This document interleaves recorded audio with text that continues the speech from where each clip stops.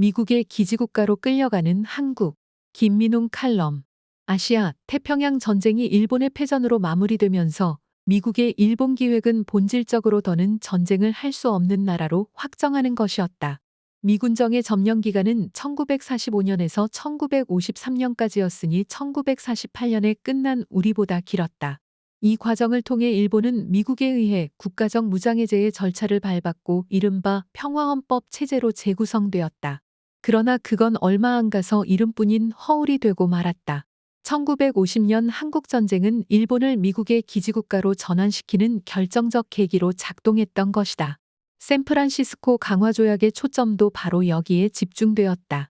물론 이보다 앞서 냉전 정책의 요구에 따른 이른바 여코스 정책으로 일본은 미국의 동아시아 전진기지의 역할을 부여받도록 예정되어 있었다. 그러나 기지국가 일본의 존재는 점차 일본 내부에서 격렬한 저항을 샀다. 그 절정이 바로 1960년대를 휩쓴 미일 군사동맹 조성에 대한 안보투쟁이었는데 전학공투회의가 이끈 이러한 반전 반제투쟁도 결국 시간이 흐르면서 쇠퇴하고 말았다. 그 전개 과정은 우여곡절과 함께 매우 복잡했으나 결과적으로 일본의 우익들이 보다 강력한 정치적 영향력을 발휘하게 되었고 미국의 일본 기지국가 전략은 오늘날까지 관철되고 있는 셈이다.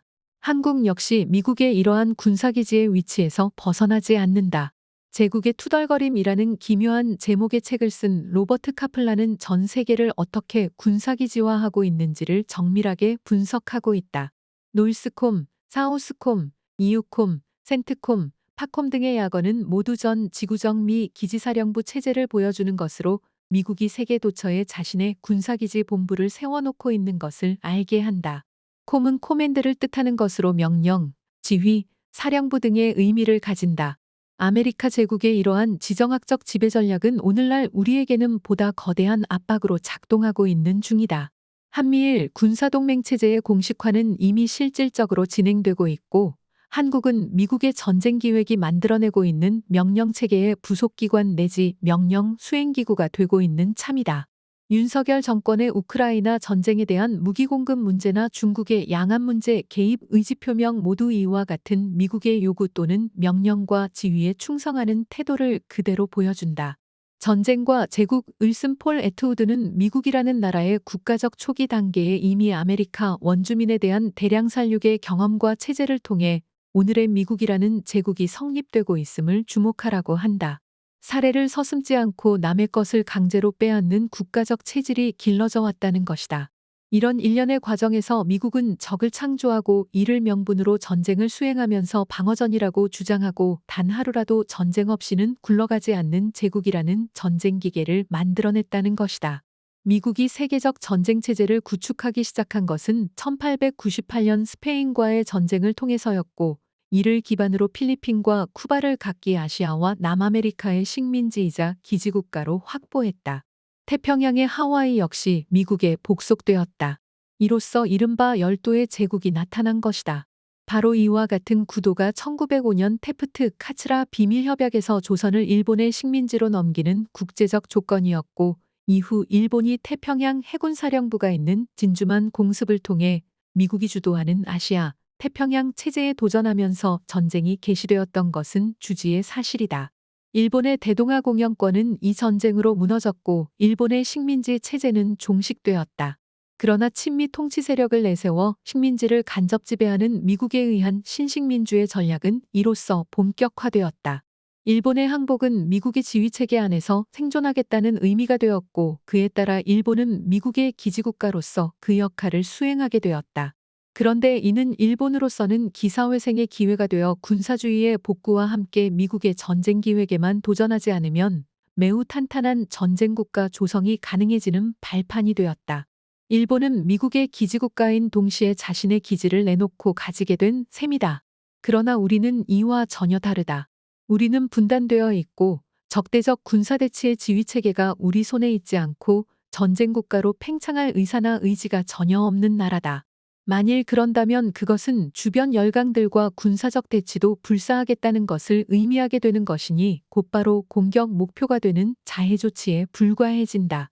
그런데 바로 그 자해 조치의 구조가 지금 조성되고 있다는 것이 우리에게 최대의 위험이 되고 있다. 미국이 중국, 러시아와 벌이고 있는 패권체제 대치선 중심에서 지금 우리가 자칫 희생양이 될 가능성이 누구의 눈에도 분명해지고 있는 것이다. 이걸 막아내는 것이 정부의 임무이자 책임인데 윤석열 정권은 도리어 섣불지고 불구덩이로 우리 모두를 끌고 들어가려는 것이다. 윤석열 정권에 대한 반대 또는 퇴진투쟁은 이제 정치적 당위성의 차원을 넘어 생존권 자체의 사안으로 집약되고 있는 것이다. 윤석열 정권이 이토록 미국의 군사적 목표에 몰두하는 것은 내부 권력 기반의 취약성을 어떻게든 보전하려는 것이며 그에 따라 맹동적 모험주의를 불사하고 있는 것이다. 뿐만 아니라 미국의 전쟁 기획 자체가 한국을 본격적으로 총체적 기지국가로 밀어붙이고 있는 매우 결정적인 요소다. 이 두 요소의 결합이 우리를 어떤 나락으로 굴러 떨어뜨리게 할지 캄캄한 어둠이 드리우고 있다. 전쟁 기계인 제국 미국에 대한 저항은 쉽지 않다. 그러나 저항의 시도조차 포기하는 것은 우리의 생명을 스스로 포기하는 것과 다를 바 없다. 일단 그렇게 되고 나면 전쟁 기계의 작동 속도와 강도는 멈출 수 없게 되고 말 것이다. 따라서 미국이라는 나라의 거대한 압박에 맞서는 저항투쟁은 오늘날 우리의 생존권 투쟁의 가장 본질적 사안이 되어가고 있다. 그리고 그 기지국가의 고리를 끊어내는 것은 우리 모두의 미래와 직결되고 있다. 미 CIA의 도청범죄에 대해 찍소리도 못하는 국가의 주권은 언제 침해되거나 박탈되어도 어찌할 도리가 없게 된다. 우리의 목숨 또한 불에 타고 만다. 그래서 우리는 필사적이 되어야 한다. 누가 우리를 죽이려 드는데 무슨 다른 고려가 필요하겠는가. 자주의 권리를 행사하지 못하는 민족과 국가는 제국의 종이 될 뿐이며 유사시 용병의 신세를 벗어나지 못하고 만다. 우리와는 아무런 적대 관계도 없었던 베트남 전쟁에 개입해 들어간 역사는 미국의 지휘 아래 놓인 우리의 기지국가로서의 본질을 보여주었다. 그곳에서 자행한 처참한 민간인 학살의 연장선에서 1980년 5월 광주항쟁에 대한 살상진압이 이어진 것이다. 그렇다면 이제 본격화될 총체적 기지국가화는 우리에게 군사적 파시즘의 일상화를 강요하게 되리라는 것은 뻔하다. 윤석열 정권과 그 세력들의 영구 집권 계획도 여기에 담겨 있는 것이다. 어떻게 해야 할 것인가? 김석범의 작품 화산도에는 조국으로 돌아온 남승지가 직면한 현실을 이렇게 묘사하고 있다.